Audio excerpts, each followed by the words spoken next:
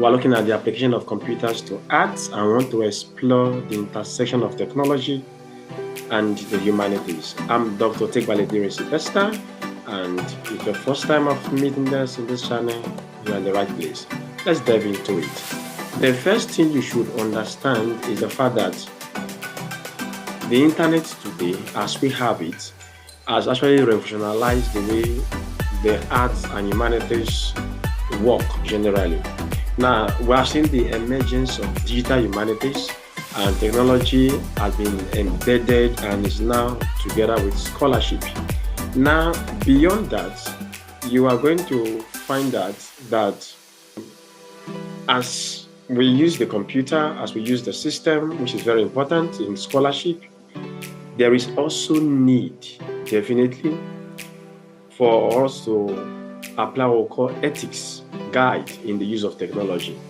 As you look at the humanities generally, you come to theater art, you come to film production, we have seen the importance of the computer, and we are going to see how they can be beneficial to us with some digital tools. Now, for those who are into language translation, advanced studies, we also use the computer, so it's important to every one of us. That is the reality. Apart from that, you also discover that graphics have also enhanced our way of storytelling. And beyond that, the technology has come in a way to reshape education, research, and even our own creativity. So it's important we take note of that as we go ahead. Now, having said that, we want to understand the fact that the technology we use today, the computer, has affected a lot of fields. Yes. Like you can say your school, you have for medicine, for communication, for education, for research, socialization, e-commerce, tourism, agriculture, weather forecasting, policing, traffic control, language translation, space exploration, a lot of fields, but every field of human knowledge has received its own impact from technology. But our focus is going to be on the humanities. Let's talk about digital humanities very briefly. You will find out that digital humanities is a blend of technology with the humanistic disciplines. So say, when you blend technology with our humanities discipline, we're talking about digital humanities. Now, what it does is that it explores the intersection of computer science actually with what we do in the humanities. And over the years, scholars have been able to collaborate across multiple disciplines and in different skills with the aid of the system. Also, as we talk about digital humanities, we find out that it has helped us in analyzing research data in art. I'm doing a project today. Thanks to digital humanities, I can be able to do some analysis effortlessly. Now, as we talk about digital humanities, the origin dates back to the 1940s. It actually evolved, and so it is a bridge of technology and humanities, and it has come to enhance, once again, research, teaching, scholarship, and everything. We want to look at some historical background as well as the using of the computer is concerned in the art disciplines. Now, computers analyze data in art and humanities that I've mentioned earlier. As we look at the history, it dates back to the University of Illinois, and that's where they pioneered what we call computing in digital humanities. Now, they established a center for computing in 1964, and the focus was on concordance and thesauri, so trying to make this concordance for us. And so with that, digital humanities actually emerged as an interdisciplinary field, and the intersection of computer science and humanities, like I have always mentioned initially, help us to be able to preserve data, analyze data in electronic format. So the basic thing is that for digital humanities, we're able to preserve data, analyze data in electronic format. As you look at the different disciplines in the humanities, for those of us in language, we have what we call phonetics, we have phonology, also have the theater arts. Now let's see the application of digital humanities to this field. Now, digital humanities have been applied to phonetics, philosophy, and theater arts. And so we have softwares like Pratt used in phonetics. They're very good software that enhance our studying of phonetics. So you can check that out if you are in phonetics. Pratt. Now we also have tools for waveform generation, sound editing. Yes, when you come to the humanities today, we're able to edit sound thanks to the computer. That's digital humanities coming to play there. So we also have softwares that aid our pitch analysis. And with pitch and the frequency enhancement as well, obviously to our theater, art, and music, you understand that better. And so the application of digital humanities help us in analyzing our data in humanities and also help us in presenting our data. These are issues we had before the emergence of the computer. And so we see an intersection of technology with language and arts generally. So technology has helped us to be able to improve our study of language and our performance arts thanks to technology. And so it has gone a long way to enhance our research, our scholarly endeavors effectively. We have what we call computer ethics. I mentioned it initially when I introduced the topic. Now, computer ethics establish ethical guidelines. Ethical guidelines for technology. Now, as you talk about ethical guidelines, these are similar to what we call the biblical 10 commandments. Ethics are foundation. They are very important in everything. And so the guidelines include not harming others, respecting resources, and then prohibition against snooping, stealing, bearing false witness, importance of lies in ethical use of technology. So we have seen all those things. Ethics govern the way we use technology generally, and also we must also consider social consequences and the human respect. And so ensuring ethical conduct in technology is very important as far as digital humanities is concerned. 10 commandments of computer ethics. You need to know this as a student. Number one is that you don't use computers to harm others. That is one of the ethics that govern the use of the computers, even in the humanities. Number two, you must respect others. Other computer works and file, very important. Number three, you must avoid unauthorized use of the computer resources. Number four, you must not steal other people's property, software, intellectual properties.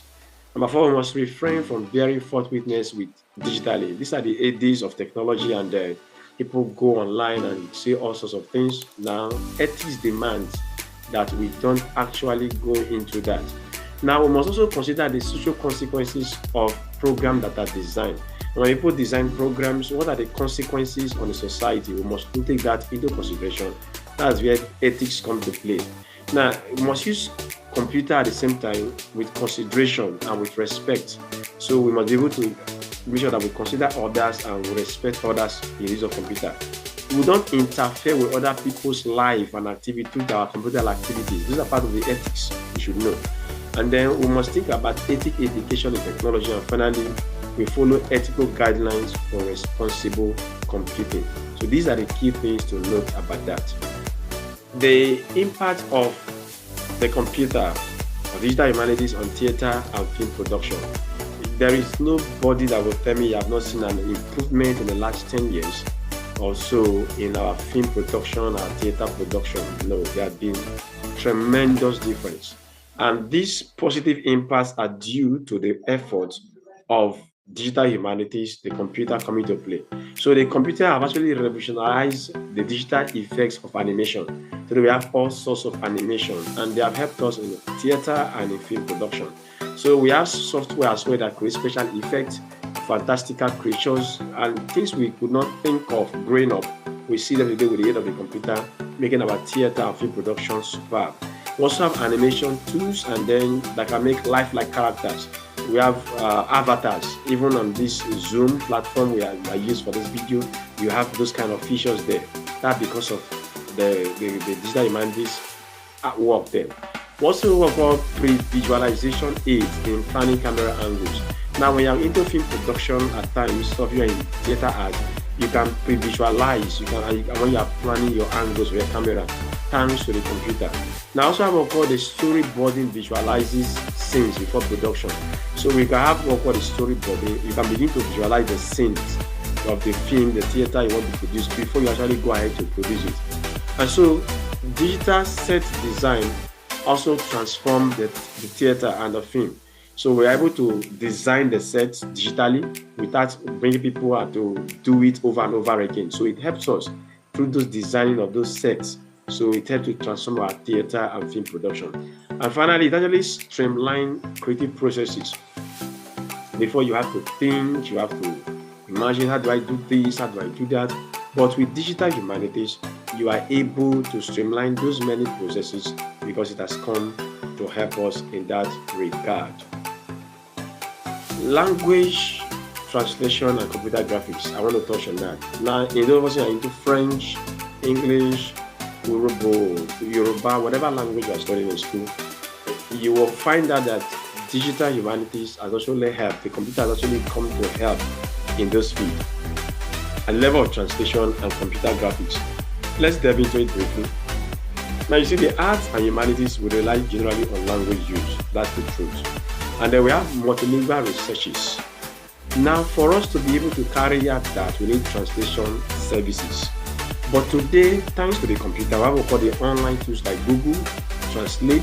They can actually expedite translation. However, there might be some mechanical errors because of the lack of human touch, but it helps a great deal. We can get accuracy up to like 90%. And so this Google Translate tools has helped us in carrying out interdisciplinary research. If I'm online now, I'm trying to get a paper for research, and then I come across a paper written in another language, I can just translate to English. Google is going to detect it and bring it out. So human translators fill the conceptual nuances gap generally. I mentioned that initially, but these online translator tools helped us. So you see that we now have what we call the computer-aided translation, and they enhance research efficiency. So you cannot say, oh, because I saw a document in French and I don't understand French, I don't understand English as an Anglophone, in Nigerian to be precise, I am stuck in my work. No, you translate, you get information, and you go on. And so it's very important in cross-lingual and comparative studies. Now I want to look at studies that do with different languages. Now the computer comes to play in that particular aspect. We also find out that it is very significant in facilitating multilingual research endeavors. So we can carry out a lot of researches in different languages at the same time, thanks to the computer. The graphics and design in film and photography. Now, film and photography are aspects of the humanities that are very important. We see computer graphics are very vital in photography and film production. Now, they have technology that assists us generally today in generating images and artworks. So that I can generate artworks. You see as if an artist drew it. No, because they have been stored there, I can go there and generate. We have a lot of templates. So I want to do graphics, I can go to Canva. We have a lot of tools that way online we can use. So we also have specialized hardware and software developed for graphics. Yes, thanks to this particular advent of technology. So we have computer-generated images, yes, and we are widely used in films. You see some images, they are not real, they are computerly generated with the computer. We also have graphic designers who can create visual elements for projects like I'm using right now. So you can go to any of those platforms and use. I mentioned Canva initially. Now, we also have designing software. You have InDesign, for example. You have Photoshop. These are utilized to design software that goes so for design. They are very important. And so they enhance our visual aspect in media generally. That is the function they carry out. As I wrap this particular brief interaction, you must know that computers and internet are integral in education. That's the key thing we want to emphasize. Now, research method transformed by digital resources, internet-driven technology, they enhance our learning experiences. As you're watching this video right now, I'm not in class with you physically, but you have access to this particular information thanks to the computer. Digital humanities has come to play, and then we're enjoying it. Now, the internet is not driven technology has enhanced our learning experiences, and so we see synergy between knowledge systems and technology. Now, the things we know in the humanities, we can bring technology into it. Those instances, they bring technology into it. So So there is competitiveness these days in academia, and then because as we rely on computer knowledge, so there's more competitiveness. What you know in Nigeria, I can know in Spain. What you know in the US, I can know in Nigeria, thanks to the internet and the computer. And so we have cutting-edge technologies, and they are going to be shaping the future. That's the truth. We are seeing robotics and a lot of this coming to play now. They are going to be shaping the future. And then we have what called the symbiosis between learning and computer technology. This is a symbiotic relationship are going hand in hand. And so this is going to be the end of this video. I'm going to stop here. We have seen the application of the computer to the arts, the advent of digital humanities. I trust that as you go and do more research, you'll get to understand more and more. But for this day, thank you for listening. I love your attention. Bye-bye for now.